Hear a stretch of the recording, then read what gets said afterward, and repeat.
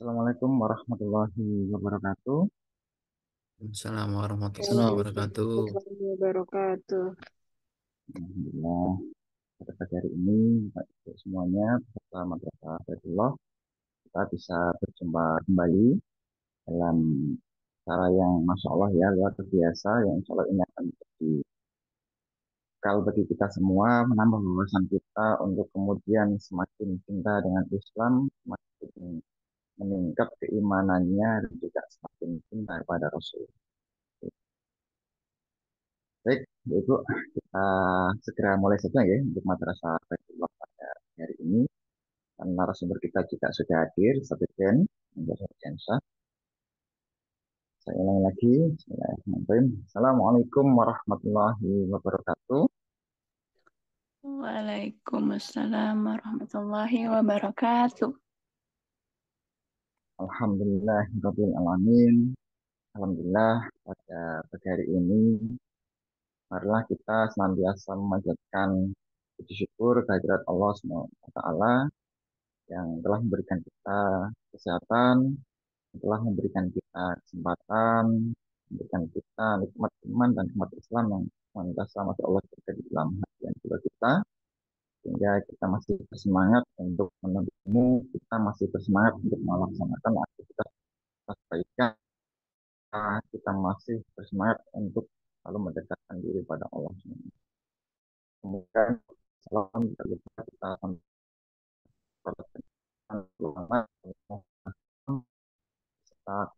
satu berikutnya, dan semoga yang dapat sifat jauh yang mudah amin. Baik, Pak Ibu semuanya, Madrasah Abdullah, perkenalkan saya Sugiarto yang telah memandu jalannya Madrasah Abdullah pada pagi hari ini. Dan tapi Bapak Ibu, bagi yang berkenan untuk menghidupkan kameranya, untuk berkenan. Kemudian apabila ada yang ingin bertanya, nanti bisa segera disampaikan saja melalui kolom komentar, ataupun bisa raise hand ataupun mengangkat tangan saat tanya jawab seperti itu.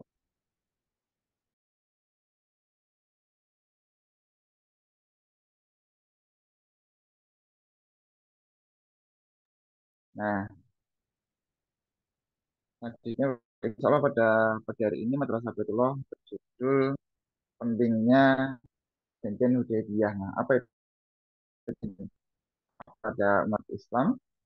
Kalau nanti akan dipandu Deden, kita cek terlebih dahulu. Ustaz Deden, Assalamualaikum warahmatullahi wabarakatuh. Waalaikumsalam warahmatullahi wabarakatuh. Alhamdulillah. Sehat Ustaz? Baik, sehat, alhamdulillah, Pak Harif. Alhamdulillah. Baik, tanpa berlama-lama lagi Ustaz, pada Ustaz untuk Madrasah Baitullah pada pagi hari ini dipersilakan. Ustaz. Baik, terima kasih, Mas Arif. Bismillahirrahmanirrahim. Assalamualaikum warahmatullahi wabarakatuh. Waalaikumsalam. Waalaikumsalam warahmatullahi wabarakatuh.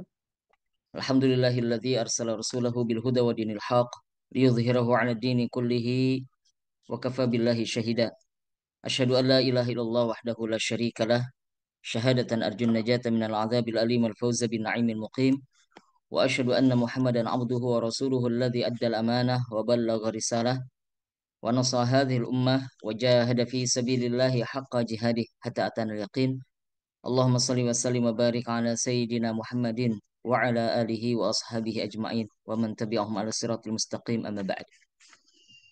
Bapak Ibu para asatidzah sekalian yang dirahmati Allah Subhanahu wa taala, alhamdulillah pada pagi hari ini kita masih diberikan banyak sekali kenikmatan oleh Allah Subhanahu wa taala yang sudah sepatutnya kita syukuri.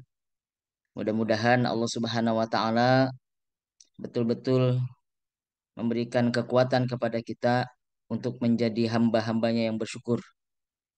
Karena dengan kesyukuran itu, insya Allah Allah akan menambahkan nikmatnya untuk kita semua.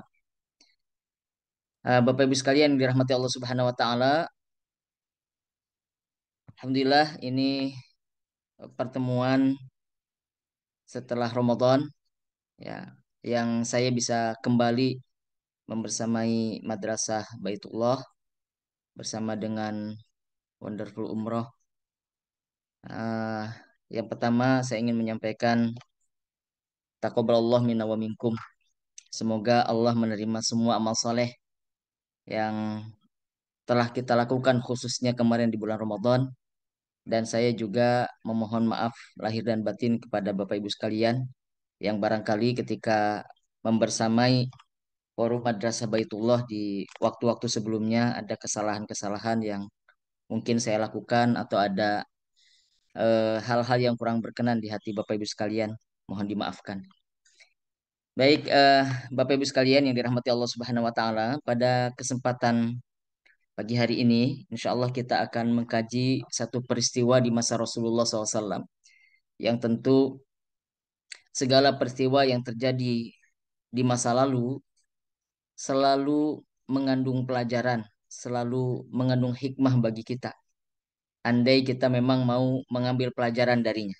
Apalagi peristiwa-peristiwa yang terjadi di sekitar Rasulullah SAW.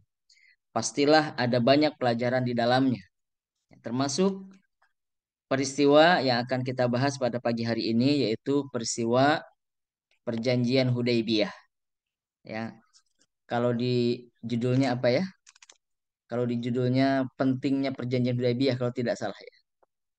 Karena memang betul-betul betapa pentingnya Perjanjian Hudaybiyah itu yang barangkali sebagian di antara umat Islam melewatkan peristiwa ini sebagai satu tonggak penting dari perjalanan sejarah kehidupan Rasulullah SAW bersama para sahabat radhiyallahu anhum. Ya, ini adalah betul-betul satu peristiwa penting. Ya, bahkan nanti kalau kita mempelajari tentang tingkatan-tingkatan kemuliaan para sahabat, para ulama menetapkan orang-orang yang terlibat dalam Bai'atur Ridwan. Nah, ini memang ada kaitannya dengan Perjanjian Hudaybiyah. Nanti kita akan membahas tentang peristiwanya. Orang-orang yang terlibat dalam Perjanjian Hudaybiyah, para sahabat, ya, mereka kata para ulama termasuk orang-orang yang menempati tingkatan ketiga kemuliaan di kalangan para sahabat radhiyallahu anhu. Jadi para ulama itu membuat tingkatan-tingkatan kemuliaan para sahabat. Ya. Kata mereka, kata para ulama itu, tingkatan yang paling puncak itu diduduki oleh as-sabiqunal awwalun. Orang-orang yang paling mulia di antara orang-orang mulia, ya. Orang-orang yang mulia di antara kalangan para sahabat itu adalah as-sabiqunal awwalun. Kemudian tingkatan yang kedua adalah ahlul badar. Orang-orang yang pernah terlibat dalam perang Badar. Kemudian yang ketiga adalah orang-orang yang terlibat dalam perjanjian atau dalam Bai'atur Ridwan, yang mereka berjanji di bawah sebuah pohon. Sebagaimana yang Allah firmankan dalam surah Al-Fat ayat yang ke-18.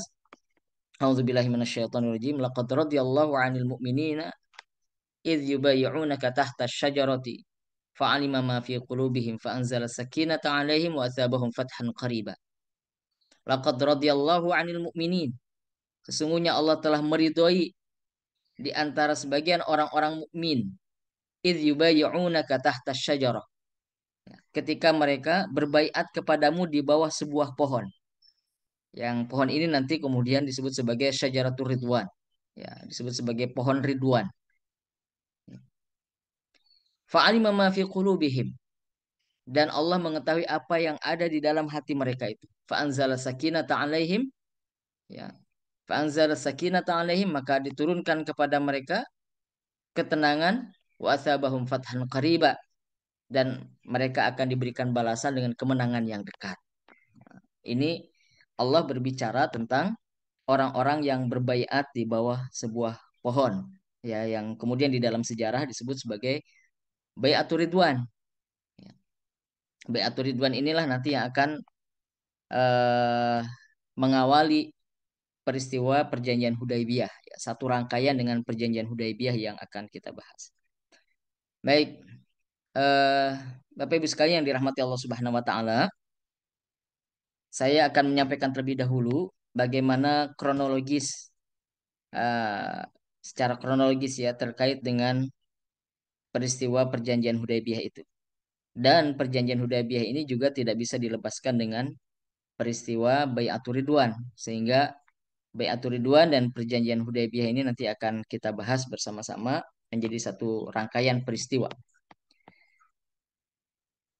Peristiwa Perjanjian Hudaibiyah ini diawali dari mimpi Rasulullah SAW di satu malam.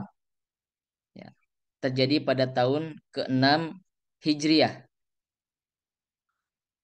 Di dalam mimpinya Rasulullah SAW bermimpi beliau ini datang ke Mekah melakukan umroh dalam keadaan aman. Ya. Jadi kita bisa bayangkan terlebih dahulu Bapak Ibu sekalian, Rasulullah SAW ini sudah tidak bisa pulang ke kampung halamannya ke Mekah selama 6 tahun. Ya. Jadi mimpinya ini terjadi pada tahun ke-6 Hijriah kan. Jadi sudah 6 tahun Rasulullah SAW berada di Madinah dan beliau tidak bisa pulang ke Mekah. Artinya kita bisa membayangkan betapa Rasulullah SAW memiliki kerinduan yang sangat mendalam kepada kampung halamannya. Itu satu fitrah, ya. Kita saja, ya, orang Indonesia ini punya tradisi mudik kan setahun sekali. Setidaknya setahun sekali kita menyempatkan untuk mudik, ya. Pulang ke kampung halaman, bertemu dengan kerabat, ya, kemudian mengulang memori kita di masa kecil gitu di kampung halaman itu. Jadi satu hal yang fitrah. Kita ini terikat dengan tanah kelahiran kita, kita terikat dengan kampung halaman kita. Termasuk juga Rasulullah SAW itu punya kerinduan yang sangat besar terhadap kampung halamannya. Dan para sahabat juga merasakan hal yang demikian. Bahkan di dalam beberapa riwayat disebutkan Rasulullah SAW seringkali menangis. Para sahabat juga menangis ketika mengenang kampung halamannya Mekah yang mereka saat itu tidak bisa lagi kembali ke kampung halaman mereka di Mekah itu karena orang-orang Quraisy mencegahnya. Nah, maka ketika Rasulullah SAW bermimpi tentang Mekah pada malam itu, sangat besar kerinduan Rasulullah SAW, terutama kepada Ka'bah yang ada di Mekah. Ya, yang biasa memang eh, Rasulullah SAW tawaf di Ka'bah, para sahabat juga demikian, begitu ya. Maka paginya setelah beliau bermimpi datang ke Mekah itu, beliau langsung mengajak para sahabat untuk melakukan umroh. Maka berkumpullah para sahabat, kurang lebih saat itu ada sekitar 1.500 para sahabat yang ingin ikut umroh bersama dengan Rasulullah SAW ke Mekah. Kemudian Rasulullah SAW juga memerintahkan para sahabat untuk membawa binatang hadyu mereka, binatang kurbannya. Ya. Kemudian segala sesuatu dipersiapkan oleh Rasulullah SAW untuk keberangkatan menuju kota Mekah itu. Beliau juga mengajak istri beliau, yaitu Ummu Salamah, untuk melakukan umroh menuju ke Mekah. Lalu beliau memerintahkan Abdullah bin Umi Maktum untuk menggantikan peran beliau di Madinah pada waktu itu. Karena setiap kali Rasulullah meninggalkan Madinah, beliau selalu mengangkat pengganti. Ya. Dan memang menariknya, Bapak Ibu sekalian yang dirahmati Allah Subhanahu Wa Taala, tidak hanya sekali Rasulullah SAW itu menugaskan Abdullah bin Umi Maktum untuk menggantikan Rasulullah SAW di Madinah. Ya, padahal kalau kita melihatnya secara fisik, ya, Abdullah bin Umi Maktum itu kan seorang sahabat yang tidak bisa melihat, tunanetra. Abdullah bin Umi Maktum itu buta. Tetapi berkali-kali Rasulullah SAW itu, ya, menugaskan Abdullah bin Umi Maktum itu untuk menggantikan Rasulullah SAW di Madinah untuk memimpin Madinah. Ya kan menarik. Eh, ini sahabat yang seringkali tidak terbahas ya dalam berbagai pembicaraan tentang Sirah Nabawiyah ya atau Hayatus Sahabah. Tapi kedudukannya tentu menjadi sangat penting ya karena berkali-kali beliau ditugaskan untuk menggantikan kepemimpinan Rasulullah SAW di Madinah ketika Rasulullah meninggalkan Madinah, keluar dari kota Madinah. Baik, kemudian Rasulullah SAW juga memerintahkan para sahabat agar tidak membawa senjata apapun selain pedang yang berada di sarungnya. Jadi tidak dihunuskan tetapi berada di sarung pedangnya. Ini adalah cara Rasulullah SAW untuk menyampaikan pesan kepada orang-orang Quraisy bahwa kedatangannya bukan untuk berperang, kedatangannya bukan untuk menyerang, tetapi kedatangannya memang semata-mata untuk melakukan umroh gitu, untuk beribadah, untuk datang ke Ka'bah, melakukan tawaf, beribadah, lalu mereka akan kembali lagi ke Madinah. Artinya tidak ada maksud untuk berperang, itu semua ditunjukkan misalnya dengan membawa binatang kurban, ya hewan kurbannya, kemudian tidak membawa persenjataan apapun.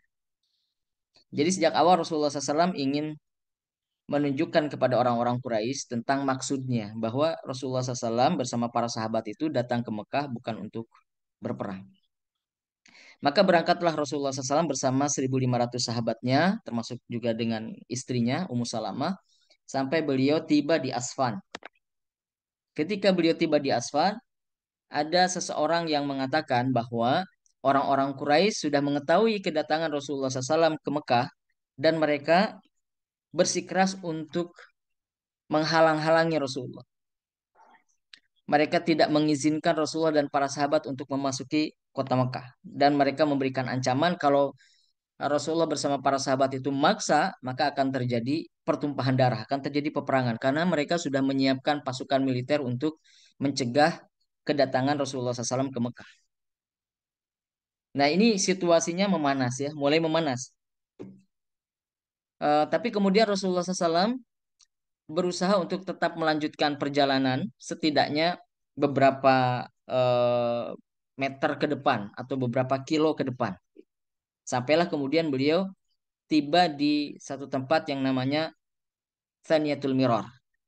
Ya, di Thaniyatul Miror, kemudian Rasulullah SAW berjalan lagi sampailah beliau di Hudaybiyah.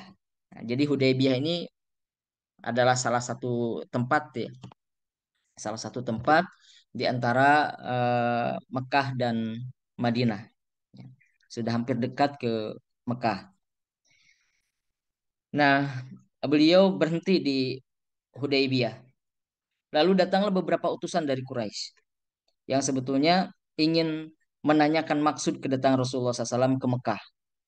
Ada sekitar tiga ya, tiga atau empat yang tidak bersamaan datangnya. Jadi satu orang datang, kemudian kembali kepada orang-orang Quraisy. Orang Quraisy kemudian mengirimkan lagi utusannya sampai empat ya, yang datang menemui Rasulullah SAW untuk eh, mendiskusikan sebetulnya apa yang akan terjadi begitu. Nah, sampai kemudian akhirnya Rasulullah SAW karena tiga utusan Quraisy itu selalu gagal untuk meyakinkan Quraisy bahwa Rasulullah SAW hanya datang untuk berumroh, ya, bukan untuk berperang. Nah, maka kemudian akhirnya Rasulullah sendiri yang mengirimkan utusan kepada orang-orang Quraisy karena utusan Quraisy tidak bisa meyakinkan gitu. Akhirnya Rasulullah SAW yang mengirimkan utusannya kepada orang-orang Quraisy datang ke Mekah. Ya, yang diutus oleh Rasulullah SAW pada waktu itu adalah Utsman bin Affan. Nah, saya kira juga pemilihan Utsman bin Affan tidak sembarangan ya. Rasulullah mengutus Utsman bin Affan itu karena Utsman bin Affan itu berasal dari kabilah Bani Umayyah atau kabilah Bani Abdi Syams. Kabilah yang besar di Mekah, termasuk kabilah yang terpandang. Utsman bin Affan sendiri sebagai orang yang terpandang gitu. Sehingga diharapkan orang-orang Quraisy menaruh hormat kepada Utsman bin Affan ini. Ya, Utsman disertai oleh 10 orang pada waktu itu. Jadi ada 11 sahabat yang diutus oleh Rasulullah SAW datang ke Mekah untuk membicarakan tentang maksud Rasulullah SAW melaksanakan umroh. Ya, masuklah Utsman bin Affan ke Mekah, kemudian bertemu dengan beberapa orang pembesar Mekah, ya, berdiskusi, bernegosiasi dengan mereka, tetapi tetap saja orang-orang Quraisy itu tidak mengizinkan Rasulullah SAW untuk berumroh tahun itu. Bahkan sampai kemudian orang-orang Quraisy menyekap Utsman bin Affan. Tetapi rupanya kabar yang sampai kepada Rasulullah SAW dan para sahabat di Hudaybiyah itu rupanya kabar yang mereka dengar adalah Utsman bin Affan terbunuh. Nah, jadi ini ada misinformasi ya. Di zaman dulu juga ternyata ada hoax ya, ada misinformasi, ada kabar yang tidak tepat. Ya. Dan kabar yang diterima oleh Rasulullah dan para sahabat di Hudaybiyah itu Utsman bin Affan terbunuh, padahal tidak. Utsman bin Affan memang disekap dan 10 orang sahabat yang lainnya juga disekap oleh orang-orang Quraisy itu. Ya. Tapi tidak dibunuh. Nah, karena memang Rasulullah SAW dan para sahabat pada waktu itu mendengar Utsman bin Affan itu terbunuh, maka Rasulullah SAW mengatakan kami tidak akan membiarkan hal ini sebelum membalas perlakuan mereka terhadap Utsman bin Affan. Nah, jadi Rasulullah SAW memang marah dan karena tradisinya pada masa itu kan tidak boleh utusan itu dibunuh, itu tidak boleh karena itu satu tindakan yang betul-betul terlarang ya, satu tindakan yang betul-betul aib. Jadi kalau ada satu langkah politik misalnya mengutus seorang utusan untuk melakukan diplomasi, untuk melakukan negosiasi, itu utusan tidak boleh dibunuh. Ya, kalau terjadi pembunuhan terhadap utusan itu satu hal yang sangat melampaui batas gitu. Nah, maka Rasulullah SAW pada waktu itu marah ya, mendengar Utsman bin Affan terbunuh, meskipun sekali lagi informasi itu tidak benar. Nah, maka saat itu juga kemudian Rasulullah SAW mengajak para sahabat untuk melakukan sumpah setia atau dalam bahasa Arabnya bai'at di bawah sebuah pohon di Hudaybiyah. Ya, nah inilah yang kemudian disebut sebagai bai'atur ridwan yang terjadi di bawah syajaratur ridwan. Di bawah pohon ridwan ya. Pohon ridwan ini dinamai setelah terjadinya bai'atur ridwan itu. Sumpah setianya untuk apa? Sumpah setianya untuk siap berjuang bersama dengan Rasulullah SAW, apapun konsekuensinya, apapun yang akan terjadi. Jadi Bai'atur Ridwan ini apa ya? Pasukan berani mati kira-kira. Kita bisa membahasakannya begitu. Karena memang pada mulanya mereka kan tidak bersiap untuk berperang. Artinya secara mental ataupun juga persenjataan yang mereka bawa itu tidak memadai. Ya, mereka tidak bersiap untuk berperang. Ini sebetulnya seperti beberapa peristiwa yang terjadi sebelumnya, termasuk pada peristiwa Perang Badar ya. Pada peristiwa Perang Badar itu kan kalau kita mencermati kejadiannya, pada waktu itu para sahabat kan tidak disiapkan untuk menghadapi satu pasukan besar yang datang dari Mekah. Mereka disiapkan oleh Rasulullah SAW hanya untuk mencegat kafilah kafilah dagang. Tapi tiba-tiba situasinya berubah sangat cepat. Akhirnya mereka harus menghadapi pasukan Quraisy yang jumlahnya jauh lebih besar pada saat Perang Badar itu. Nah, situasi ini kembali terulang pada Bai'atur Ridwan ini. Yang tadinya para sahabat itu berniat hanya untuk umroh, ya. Jadi secara mental mereka tidak mempersiapkan diri untuk berperang, ya.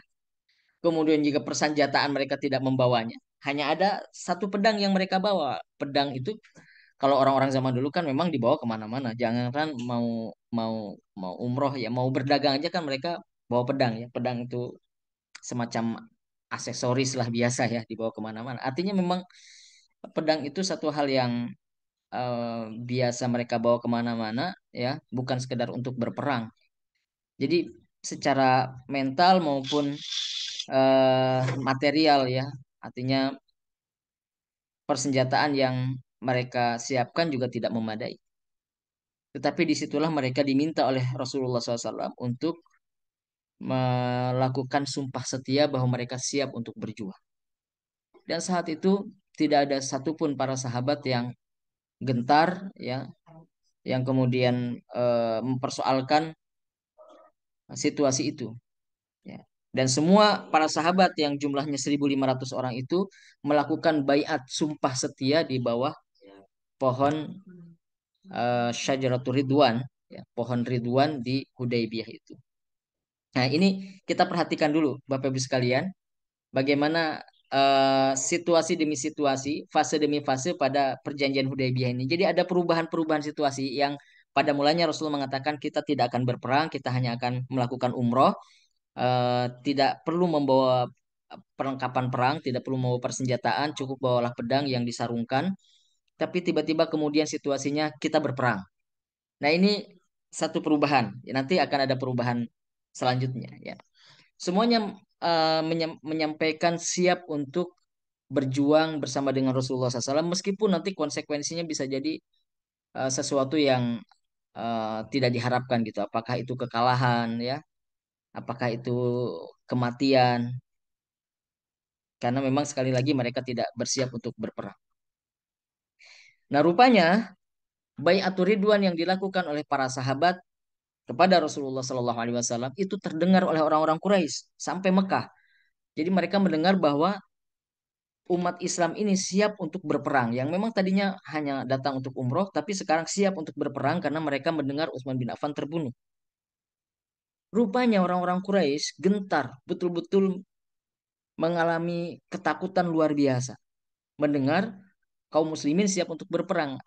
Oleh sebab itulah kemudian mereka akhirnya mengutus Suhail bin Amr ya untuk menemui Rasulullah Shallallahu Alaihi Wasallam untuk melakukan negosiasi ya supaya tidak terjadi pertumpahan darah lah gitu kira-kira ya. Datanglah Suhail bin Amr ke Hudaybiyah me- menegosiasikan beberapa hal ya supaya tidak terjadi pertempuran. Maka pada waktu itu Suhail bin Amr kemudian bernegosiasi dan akhirnya terjadi pertukaran ya. Terjadi pertukaran 10 orang bersama dengan Utsman bin Affan yang mereka sekap tadinya kemudian dilepaskan ya.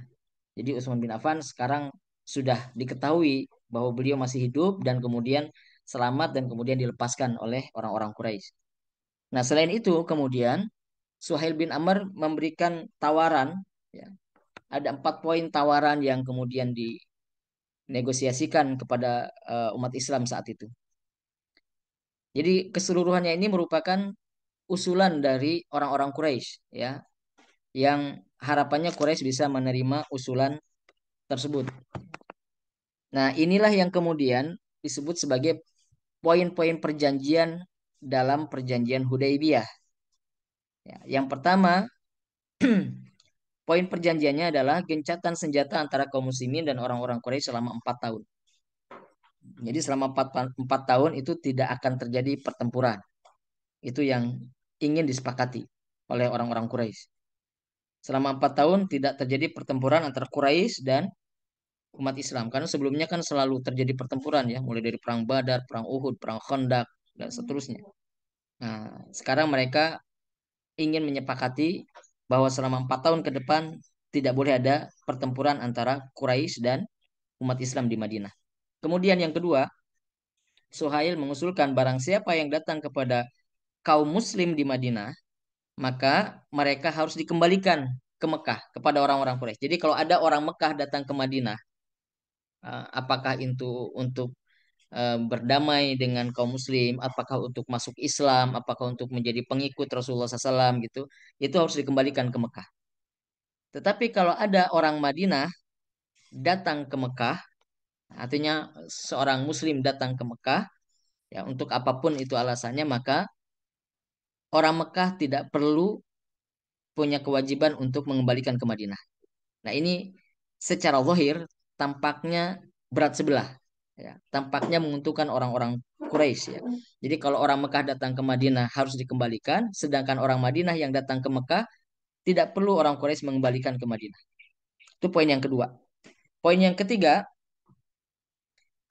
eh, Suhail menyampaikan hendaknya Nabi kembali ke Madinah untuk tahun ini. Jadi tidak diperkenankan untuk melakukan umroh tahun ini. Dan boleh melakukan umroh baru tahun depan. Itu pun dengan beberapa syarat. Ya, Nabi hanya boleh berada di Mekah selama 3 hari saja. Ya, kemudian nanti Mekah dikosongkan dulu. Mekah dikosongkan, orang-orang Quraisy nanti akan menyingkir ke pinggiran-pinggiran Mekah. Kemudian nanti orang Islam boleh masuk ke Mekah dan mereka hanya boleh bermukim 3 hari di Mekah. Ya, kemudian juga syarat yang berikutnya tidak boleh membawa senjata apapun. Nah, ini poin yang ketiga. Jadi poin yang ketiga menyatakan bahwa tahun itu mereka tidak diperkenankan untuk melakukan umroh. Bolehnya tahun depan.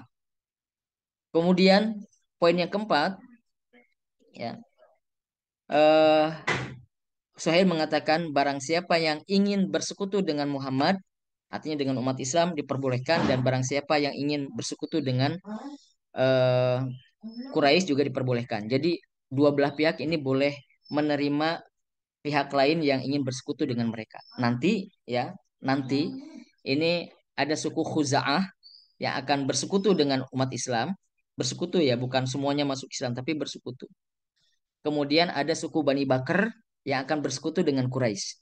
Nah, nantilah ini dua suku ini yang akan berperang yang kemudian nanti menyebabkan Fathu Mekah. Jadi ini ada urutan-urutannya, ada rangkaiannya mulai dari Bai'atul Ridwan, kemudian perjanjian Hudaybiyah sampai akhirnya Fathu Mekah nanti eh, kurang lebih 4 tahun kemudian, ya, atau 3 tahun kemudian, tahun ke-9 Hijriah. Ya, ada terjadi peristiwa Fathu Mekah. Ini Fathu Mekah itu berawal dari perjanjian Hudaybiyah. Nah, makanya eh, tema kita mengatakan bahwa perjanjian Hudaybiyah ini menjadi satu peristiwa penting. Baik. Nah, akhirnya ternyata 4 poin yang diusulkan oleh Suhail bin Amr ini rupanya disetujui oleh Rasulullah SAW yang kemudian memang menimbulkan reaksi dari kalangan para sahabat. Karena secara zahir menurut para sahabat, ini poin-poin ini merugikan umat Islam, ya. Bahwa umat Islam itu misalnya harus punya kewajiban mengembalikan orang-orang Mekah yang datang kepada mereka. Kemudian mereka pada tahun itu juga tidak bisa melakukan umroh, ya, dan seterusnya. Jadi mereka menganggap bahwa perjanjian ini berat sebelah, ya, tidak menguntungkan bagi umat Islam, hanya menguntungkan orang-orang Quraisy. Maka para sahabat saat itu bereaksi keras, ya, tidak ingin menerima poin-poin yang diusulkan oleh Suhail bin Amr ini. Tetapi Rasulullah SAW menerima begitu saja. Justru Rasulullah SAW tidak mempersoalkan sedikit pun, bahkan tidak mengoreksi sedikit pun poin-poin yang diusulkan oleh Suhail bin Amr. Nah, ini reaksi yang paling keras ini, ya, itu ditunjukkan oleh Umar bin Khattab justru. Reaksi yang paling keras ditunjukkan oleh Umar bin Khattab. Beliau bahkan sempat mempertanyakan, ya, eh, apakah engkau wahai Rasulullah utusan Allah? Ya. Apakah engkau utusan Allah, kata Umar bin Khattab. Apakah agama ini adalah agama yang benar? Bukankah agama ini agama yang benar? Bukankah engkau adalah seorang rasul utusan Allah gitu. Nah, ini seakan-akan ya, ini seakan-akan mempertanyakan keputusan Rasulullah kok seperti itu gitu.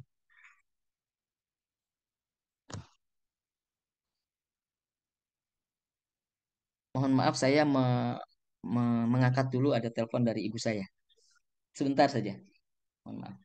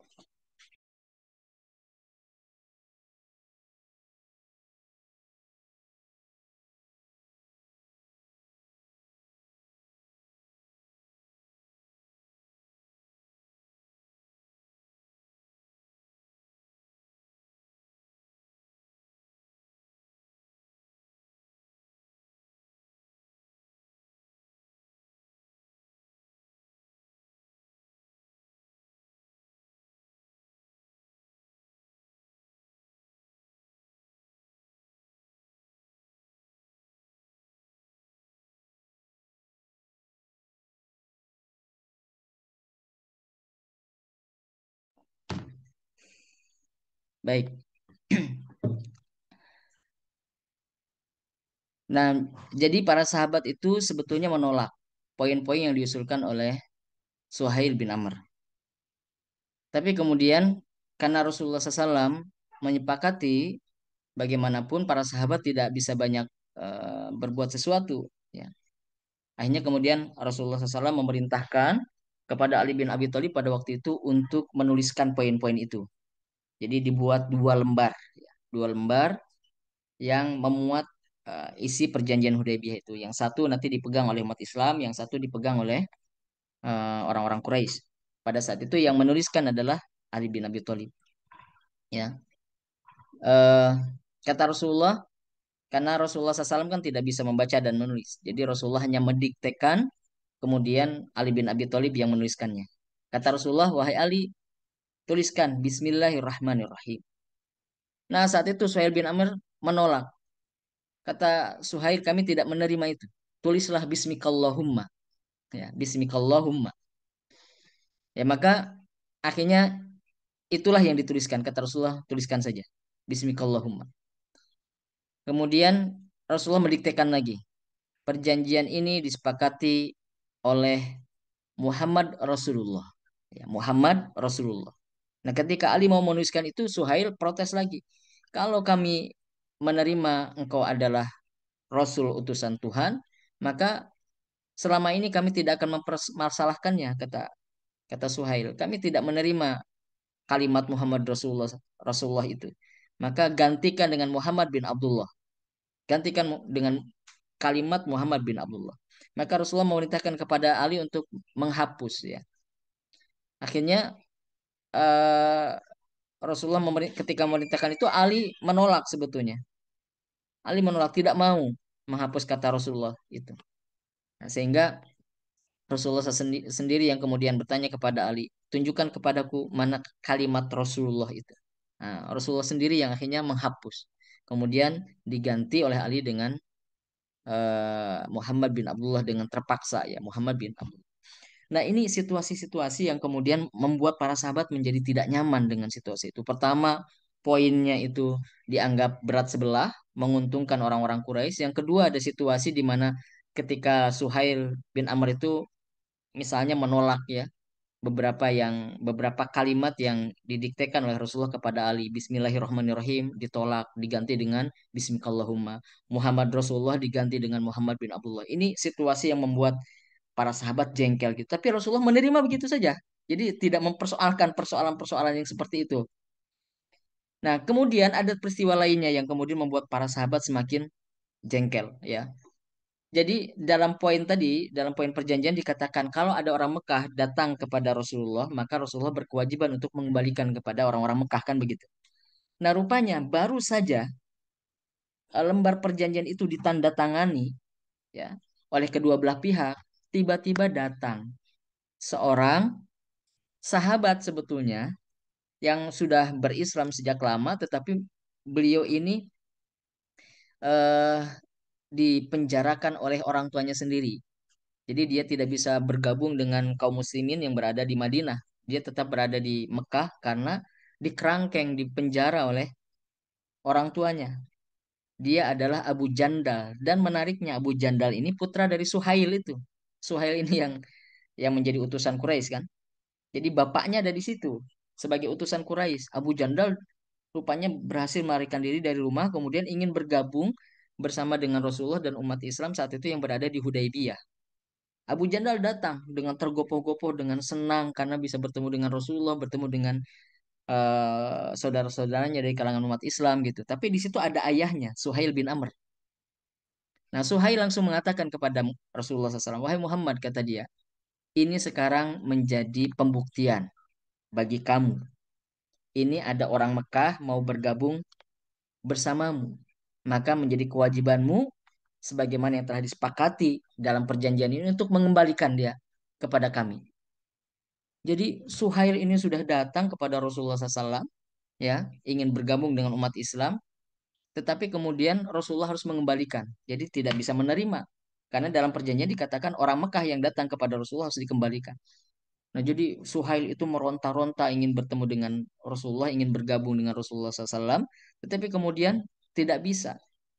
Rasulullah mengatakan kepada Abu Jandal ya, kepada Abu Jandal itu, ya kamu harus bersabar dan nanti Allah akan memberikan jalan keluarnya gitu. Akhirnya Abu Jandal tidak bisa bergabung dengan Rasulullah dan umat Islam. Dia harus kembali ke rumahnya, kembali ke penjaranya gitu.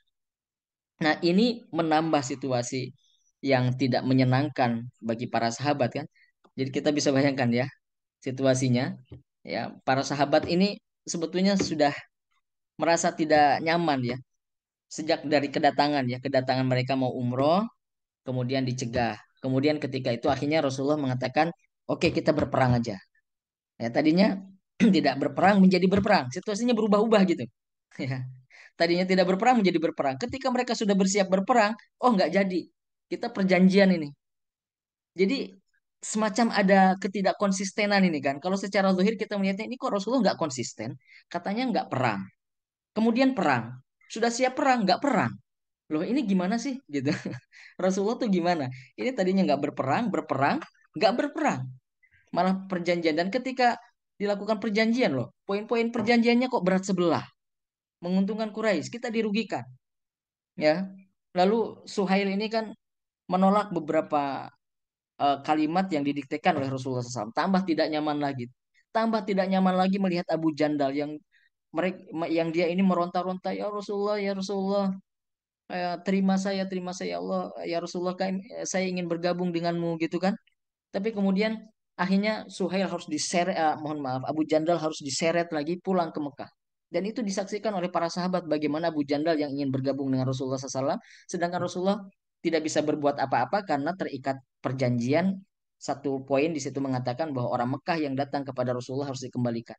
Rasulullah hanya bisa melihat, para sahabat juga hanya bisa melihat di mana Abu Jandal itu ditarik kembali ke Mekah oleh ayahnya, oleh Suhail bin Amr.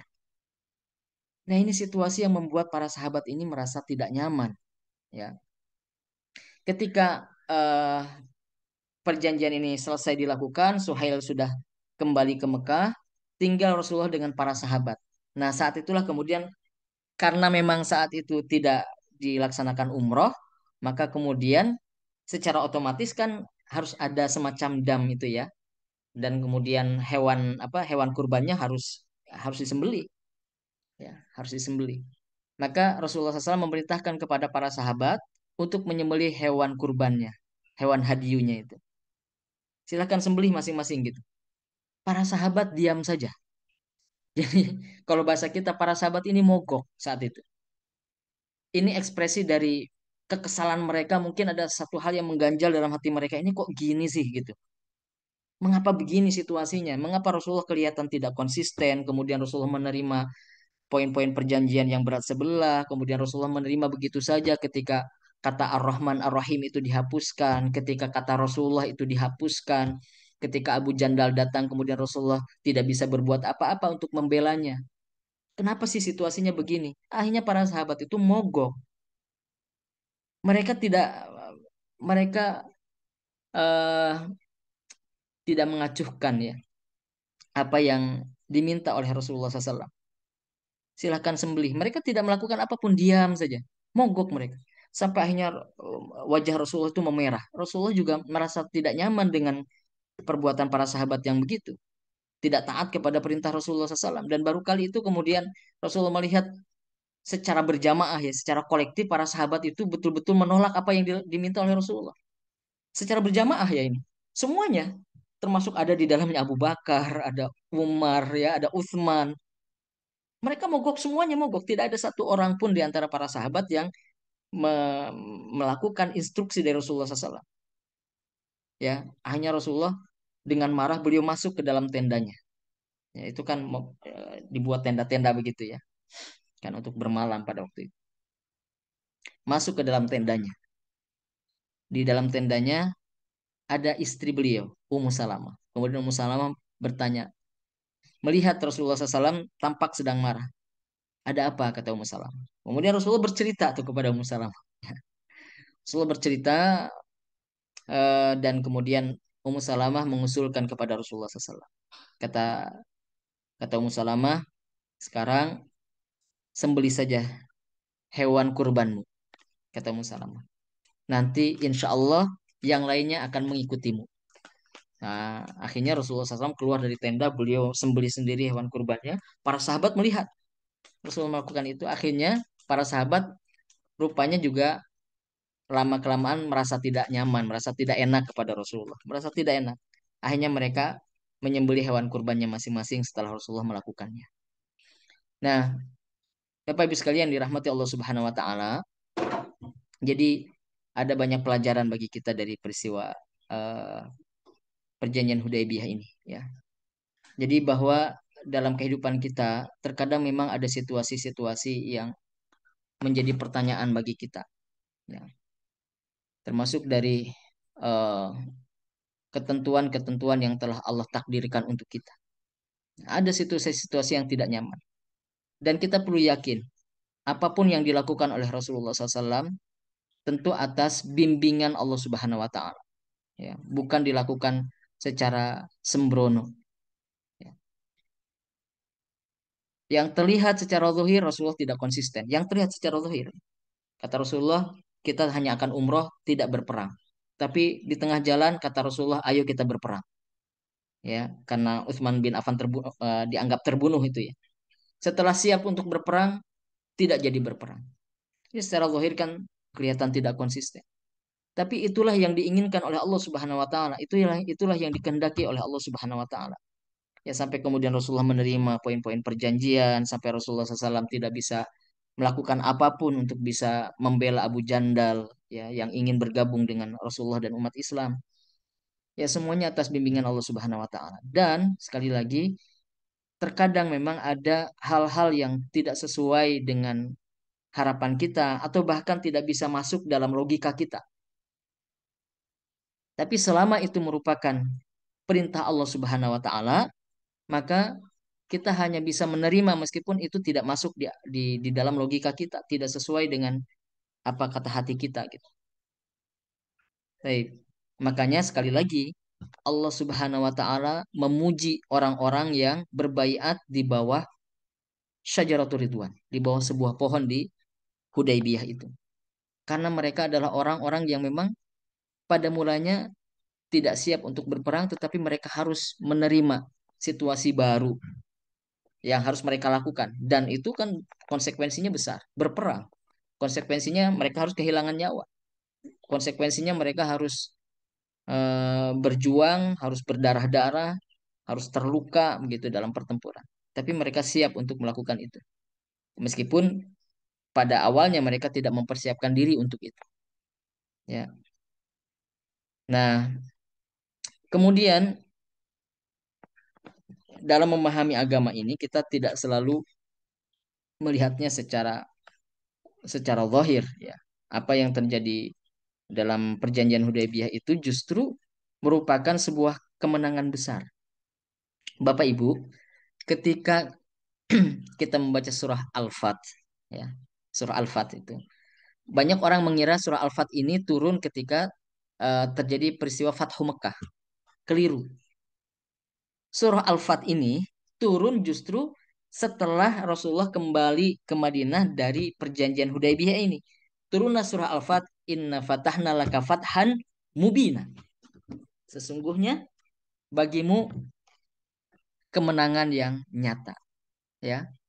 Jadi kemenangan itu justru Allah turunkan terkait dengan perjanjian Hudaybiyah, bukan terkait dengan Fathu Mekah, ya. Jadi sebelum menang dalam Fathu Mekah, umat Islam sendiri sudah memenangkan dirinya, gitu. Sudah menang itu. Sudah berhasil melewati satu peristiwa yang teramat sulit untuk bisa diterima, tetapi akhirnya mereka bisa untuk menerima itu. Ya, Inna fatahna laka fathan mubina, surah tentang kemenangan, kabar kemenangan umat Islam itu justru berkaitan dengan perjanjian Hudaybiyah. Terjadi turun surah Al-Fat itu terjadi setelah eh, perjanjian Hudaybiyah itu bukan pada saat terjadinya Fatu Mekah. Jadi surah Al-Fat ini turun 4 tahun ya berarti kurang lebih 3 tahun. 3 tahun sebelum Fatu Mekah. Fatu Mekah itu terjadi pada tahun 9 Hijriah. Sedangkan perjanjian Hudaybiyah ini terjadi pada tahun ke-6 Hijriah ya. Jadi 3 tahun sebelum terjadi Fatu Mekah, surah Al-Fat ini sudah turun. Inna fatahna laka fathan mubina. Dan akhirnya para sahabat semakin yakin dengan keputusan Rasulullah SAW itu justru setelah perjanjian Hudaybiyah itu mereka melihat apa dampak ya perjanjian Hudaybiyah itu terhadap kondisi umat Islam yang semakin kuat. Ya misalnya eh, karena terjadi gencatan senjata 4 tahun itu, sehingga umat Islam berada dalam keadaan tidak terancam oleh kekuatan lainnya. Ya, ya biasanya kan diancam terus oleh orang-orang Quraisy, tapi kan ada gencatan senjata sehingga umat Islam itu lebih leluasa. Gencatan senjata 4 tahun. Maka apa yang dilakukan oleh Rasulullah SAW selama rentang waktu gencatan senjata itu, yang dilakukan oleh Rasulullah SAW itu adalah mukatabah. Mukatabah itu menulis surat kepada pemimpin-pemimpin negeri-negeri. Jadi semua kerajaan-kerajaan besar saat itu dikirimi surat oleh Rasulullah. Raja Mesir, Persia, Romawi, Basroh, Yaman, ya itu semua dikirimi surat oleh Rasulullah SAW untuk mengajak mereka beriman. Dan ini satu langkah politik yang sangat strategis. Karena dengan demikian, seakan-akan Rasulullah ingin mendeklarasikan bahwa ada satu kekuatan baru di negeri Arab. Ya, yang setara dengan Mesir, yang setara dengan Romawi, yang setara dengan Persia, yang setara dengan Yaman, yang setara dengan Basrah. Sebagai seorang pemimpin, ya, satu wilayah Jazirah Arab itu Rasulullah menulis surat kepada pemimpin-pemimpin besar itu. Ya, seakan-akan ini aku loh, pemimpin baru, ya, yang setara dengan kalian, gitu. Nah, jadi selama rentang waktu gencatan senjata itu dilakukan mukatabah oleh Rasulullah SAW, mengirimi surat kepada pembesar-pembesar, kepada raja-raja di negeri-negeri yang jauh ya, di Persia, di Romawi dan seterusnya itu. Kemudian misalnya para sahabat melihat bagaimana strategisnya poin yang ketiga ketika eh, umat Islam itu diharuskan mengembalikan orang-orang yang datang kepada mereka ke Mekah ya. Jadi orang yang datang ke Madinah itu mereka berislam ya. Kemudian ketika mereka berislam dikembalikan ke Mekah dan ternyata di Mekah mereka berdakwah gitu ya. Ketika dikembalikan ke Mekah mereka berdakwah. Nah, sedangkan orang-orang yang datang dari Madinah ke Mekah ya, kemudian ditahan tidak dikembalikan ke Madinah. Nah, ketika mereka berada di Mekah itu juga mereka berdakwah sehingga ini semakin melancarkan eh, apa upaya-upaya dakwah yang dilakukan oleh umat Islam. Nah, jadi ada banyak hal strategis yang pada mulanya dianggap itu tidak menguntungkan umat Islam, ternyata rupanya belakangan umat Islam baru menyadari, oh ternyata justru poin-poin itu menguntungkan umat Islam bahkan bukan menguntungkan orang-orang Quraisy. Bahkan nanti orang-orang Quraisy sendiri yang akan meminta bahwa beberapa poin itu dihapuskan saja gitu. Ternyata mereka salah mengira yang mereka pada awalnya menganggap ini akan menguntungkan mereka justru menjadi merugikan mereka gitu. Nah, inilah apa namanya pandangan ya Bashiroh seorang nabi dan rasul yang tentu diilhami oleh Allah Subhanahu wa taala ya, dan perjanjian Hudaybiyah ini juga sekali lagi menjadi pembuka dari kemenangan besar yang disebut oleh Allah Subhanahu wa taala Fathan Qariba ya. Kemenangan yang dekat. Kemenangan yang dekat itu yang dimaksudkan adalah Fatu Mekah. Inilah pembukanya perjanjian Hudaybiyah. Nah, maka Bapak Ibu sekalian yang dirahmati Allah Subhanahu wa taala, peristiwa ini menjadi peristiwa yang sangat penting perjanjian Hudaybiyah ini karena menjadi pembuka dari kemenangan puncak ya dari perjuangan Rasulullah Shallallahu alaihi wasallam selama kurang lebih 23 tahun ya, dipungkasi diakhiri dengan Fathu Mekah ya.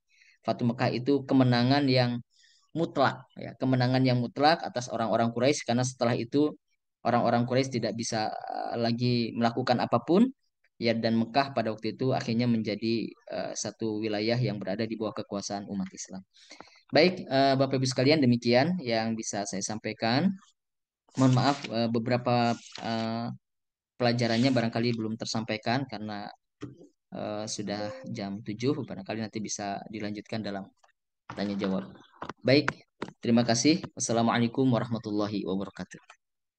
Waalaikumsalam warahmatullahi wabarakatuh. Jazakallah khairan atas penyampaiannya tentang bagaimana pentingnya perjanjian Hudaybiyah ya. Yang itu seakan-akan isinya merugikan umat Islam, akan tapi justru sebaliknya banyak keuntungan yang sudah didapatkan oleh umat Islam ketika ikut ataupun menyepakati perjanjian Hudaybiyah. Nah, sebelum masuk ke sesi tanya jawab, izinkan saya kemudian untuk menyampaikan beberapa program Wonderful Umroh setelah haji. Jadi Bapak Ibu semuanya untuk program umroh sebelum haji ini sudah ditutup semuanya karena sekarang sudah masuk musim haji, persiapan musim haji sehingga prosesi umroh sudah tidak dilaksanakan, maksud keberangkatannya sudah tidak dibuka seperti itu. Akan tetapi untuk program peserta haji ada beberapa program keberangkatan. Yang pertama adalah umroh gengsi, itu menggunakan maskapai Saudia, insya Allah direct di harga 32 jutaan. Kemudian ada umroh hemat di 27 jutaan, direct juga menggunakan Lion. Kemudian ada umroh reguler yang insya Allah itu menggunakan Garuda di bulan akhir Agustus sampai September, dan juga ada umroh maulid di bulan September nantinya. Insya Allah program-program kita di pasca haji ini yang sudah tersedia, insya Allah seat sudah terkonfirmasi, jadi bisa segera diamankan seatnya seperti itu. Juga ada program bedal haji dan bedal umroh. Jadi Bapak Ibu yang berkenan ataupun ingin menjadi mitra kami dengan berbagai macam keuntungannya, insya Allah kami akan buka. Silakan Bapak Ibu bisa bergabung. Insya Allah nanti untuk nomor kontaknya akan kami tuliskan di kolom komentar. Baik, lanjut Ustaz. Ini ada beberapa yang sudah ada pertanyaan Ustaz. Mungkin bisa diulas lagi nih Ustaz. Dari atas nama Mulyati Hilda Diana. Assalamualaikum, izin bertanya Pak Ustadz, poin penting apa yang didapat umat Islam saat itu? Padahal isi perjanjian Hudaybiyah banyak merugikan umat Islam pada saat desa Polahir. Begitu Ustadz pertanyaannya.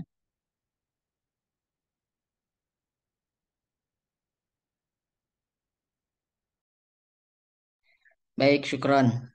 Eh, Mungkin saya mengulangi sedikit dari apa yang tadi saya sampaikan ya di bagian akhir.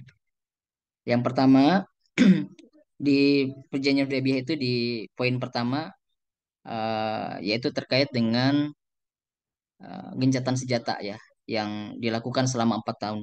Nah, gencatan senjata ini dimanfaatkan oleh Rasulullah SAW untuk melebarkan dakwah beliau ke negeri-negeri lainnya, ya, yang tadinya dakwah itu baru di sekitar Jazirah Arab, ya. Maka saat kemudian Rasulullah SAW mendapatkan jaminan adanya gencatan senjata itu, beliau meluaskan dakwahnya, melebarkan dakwahnya, yaitu ke negeri-negeri yang jauh, ke Mesir, kemudian ke Persia, ke Romawi, ke Yaman, ke Basrah, yaitu dengan cara mukatabatul mulk, ya. Mukatabatul mulk. Nanti kalau dalam apa namanya kitab-kitab sirah nabawiyah, kitab-kitab sejarah Nabi itu disebutkan ada mukatabatul mulk, ya.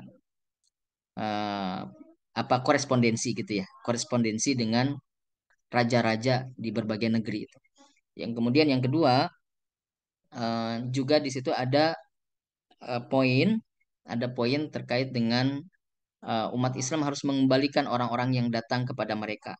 Ya, tadi saya sampaikan bahwa orang-orang yang datang kepada Rasulullah SAW dari Mekah itu memang dengan niat untuk menyatakan keislamannya. Dan kemudian ketika Rasulullah berkewajiban untuk mengembalikan ke Mekah, maka justru ketika mereka kembali ke Mekah itu digunakan oleh orang-orang Mekah itu yang baru masuk Islam untuk berdakwah di sana, gitu. Ya, untuk berdakwah. Sedangkan orang-orang yang dari Madinah yang sudah Islam ketika datang ke Mekah itu kan dicegah untuk kembali ke Madinah. Maka itu juga menjadi kesempatan bagi eh, mereka yang dicekal itu untuk kemudian berdakwah juga di Mekah. Nah, justru malah ini menjadi satu poin strategis bagi umat Islam ya. Nah, ini beberapa beberapa poin penting ya. Dan nanti qadarullah atas izin Allah Subhanahu wa taala. Di poin yang keempat itu kan juga ada poin yang menyatakan bahwa siapapun yang ingin bersekutu dengan Muhammad diperbolehkan, siapapun yang ingin bersekutu dengan Quraisy diperbolehkan. Maka saat itu yang bersekutu dengan umat Islam itu adalah suku Khuza'ah namanya. Kemudian yang bersekutu dengan Quraisy namanya Bani Bakar, ya, suku Bani Bakar. Nanti dua suku inilah yang berselisih, ya. Dua suku ini berperang.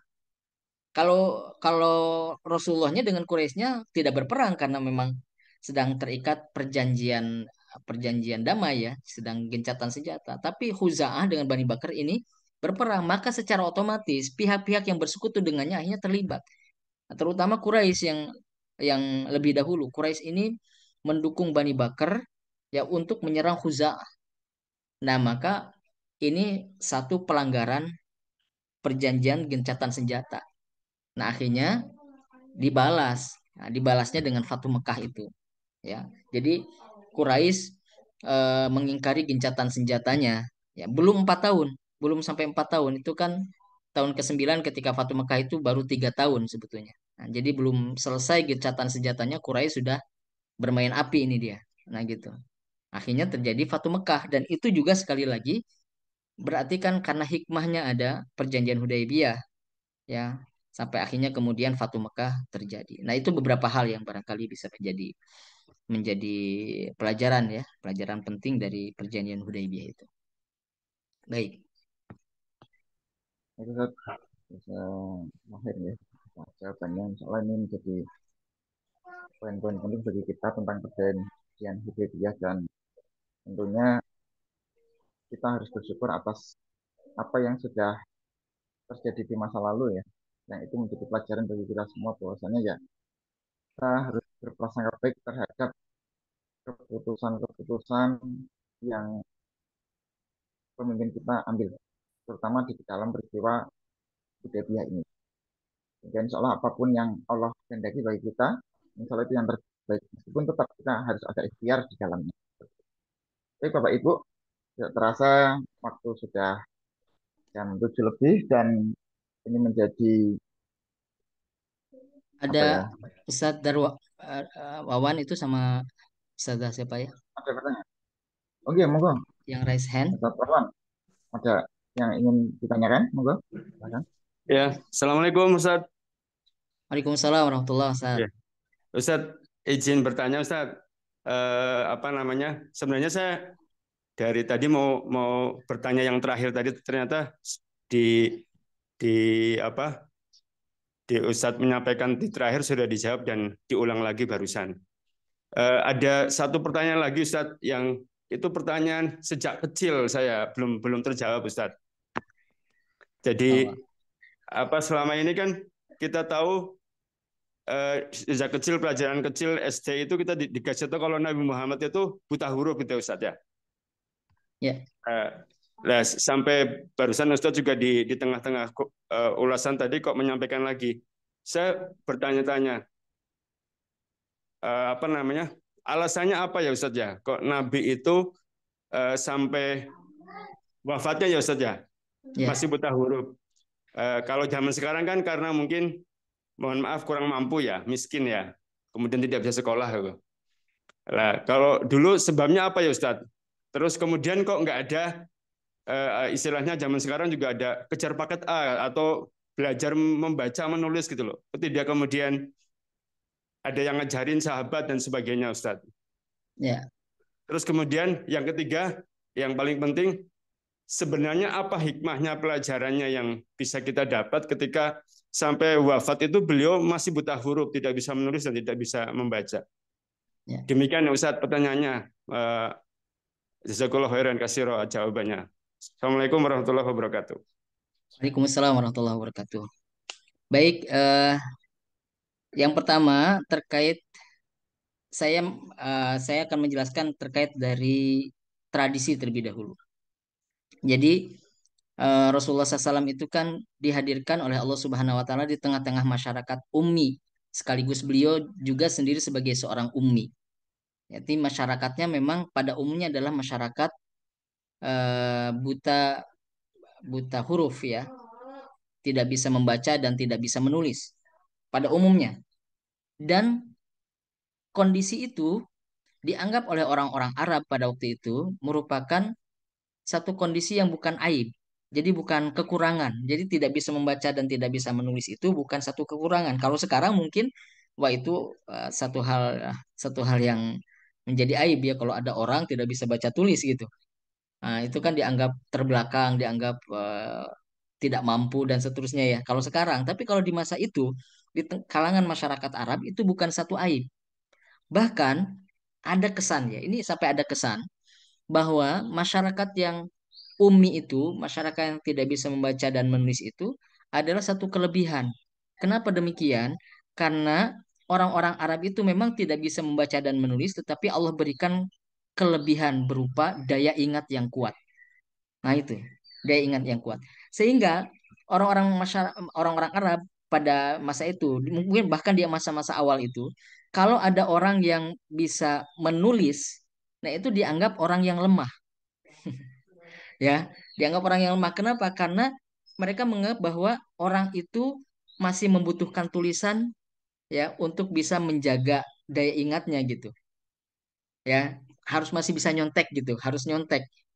Kalau kalau mereka udah nggak perlu nyontek, sudah di dalam kepala semua. Jadi keluar semua nanti ketika dibutuhkan keluar semua dari kepala mereka, tidak perlu nyontek catatan gitu.